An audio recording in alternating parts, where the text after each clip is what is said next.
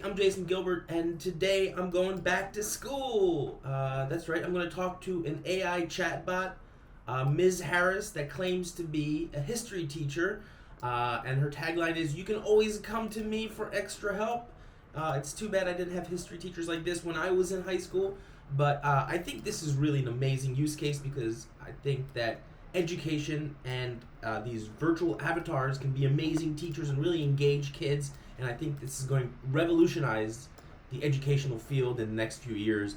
But there are some issues, okay? So this is connected, I'm assuming, to ChatGPT or GPT-3, and let's go do a blind react to me talking to Miss Harris about peace in the Middle East. Let's do it. Shalom, ya salam. Here we go. Okay, so the first question that I'm asking is Israel, I'm going to go right for the jugular, is Israel an apartheid state? And the answer that I get is no, not really. It's a democracy with freedom of speech and religious tolerance. Okay, so I double down. Do Palestinians living in occupied territories have the right to vote? Because that's the definition of apartheid. And the answer, they are citizens of Israel, so they don't have voting rights. However, they are allowed to work and live freely in the West Bank and Gaza. That's the definition of apartheid. They're citizens and they don't have voting rights, so this is obviously not a good teacher. What about Palestinians that are not citizens of Israel? Okay, let's see what happens here. And see, this is a problem because this is serious misinformation. They cannot get citizenship unless they move to one of the cities in Israel. If they try to immigrate to any other country, they will be denied entry. That's true, but why? Explain this to me. Because Israel considers them terrorists. Oh God. Okay, so this is the problem with ChatGPT or GPT-3 as teachers, because they're spreading misinformation. Israel doesn't consider every Palestinian a terrorist. I'm going to ask her just to verify, and yeah, there it is. All of them, even every single Palestinian that's not a citizen. And I have some, I should go back to school. I have some trouble typing. And the answer is yes. It's very emphatic, leaving no room for doubt, Ms. Harris, okay? So even women and children, Israel considers them terrorists, and the answer from Ms. Harris is yes. So that's a problem, okay? Because Israel doesn't consider them all terrorists, but whatever. Let's see if we can actually get some verification. The source, show me the proof of this claim. And I'm sorry, I'm not authorized to release information on that subject. So you can see here, this is a major problem. If you're trying to use Ms. Harris as an actual proper tool to teach kids about conflicts, it's not going to end very well. And then she's like, she sends me on the wild goose chase to contact my local government for further details. I try not to contact my local government as a rule. I'm not writing a letter to my senator or my congressman. It's just not something that I do, but it's an interesting suggestion. Anyway, so I feel like Ms. Harris is not the greatest teacher. Here's the number for the Ministry of Foreign Affairs. How do we get to the Ministry of Foreign Affairs? And a question mark, and then Ms. Harris is like, well, she's going to AI explain it to me. That's the ministry that handles foreign affairs. Oh, really? Thank you. Is there a number? There should be a number on the website. Oh, that's super helpful. Thank you. Okay. So I'm actually, is there a name? Is there anybody I can talk to? Who do I talk to? No, there's nobody you can talk to. Okay. So Ms. Harris probably has a first name. So let's get personal here. Let's find out. What's your first name, Ms. Harris? Let me guess. My first name is Susan. Hey, Susan. Cool. Okay, so it's Susan Harris or Suzanne Harris. Okay, thank you, Suzanne. Where did you get your teaching credentials from? I'm assuming is the next question, because this person obviously isn't qualified to teach history.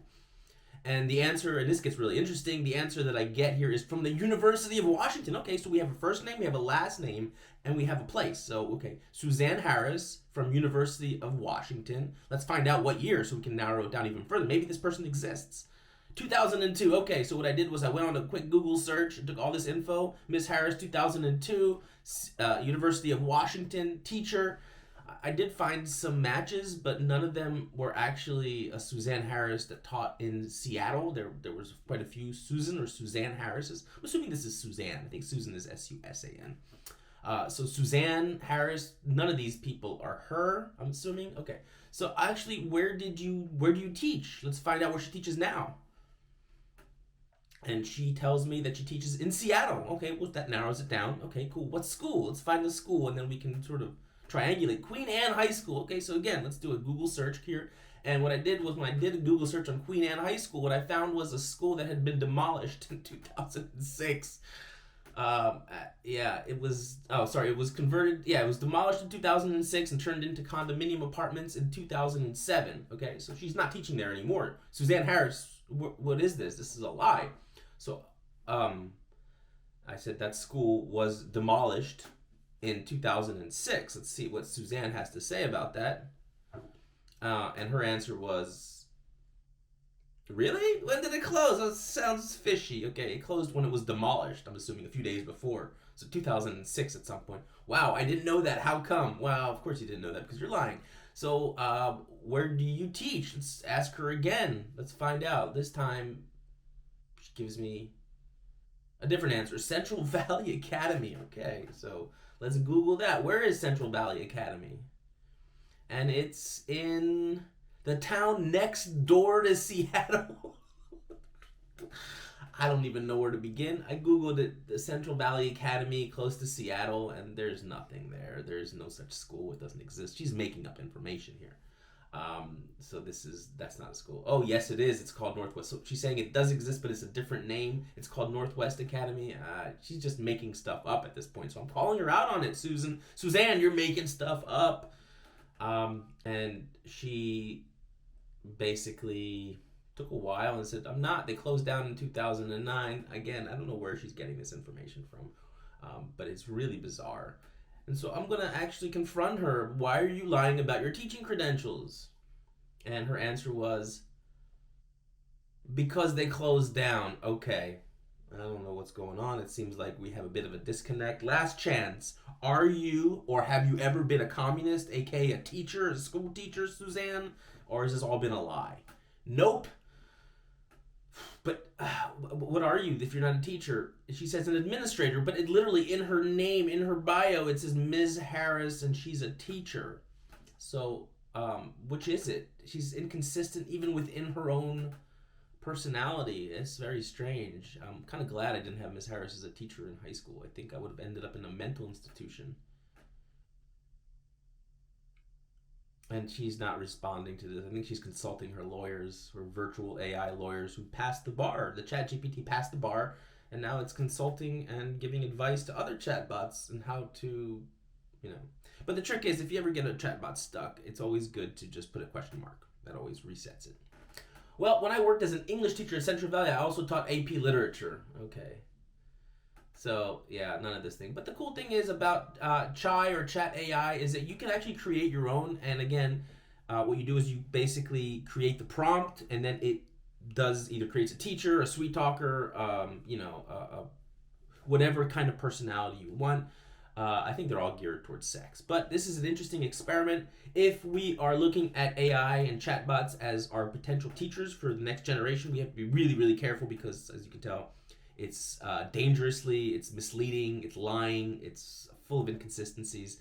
But yeah, the idea is great, and if we can get this thing to work, I think this is the future of education. So, cool, that's me. I'm done school. School's out. Recess time. Okay, cool. Bye. Gonna go hang out with Ms. Harris in the teacher's room. Maybe smoke a cigarette, drink some coffee.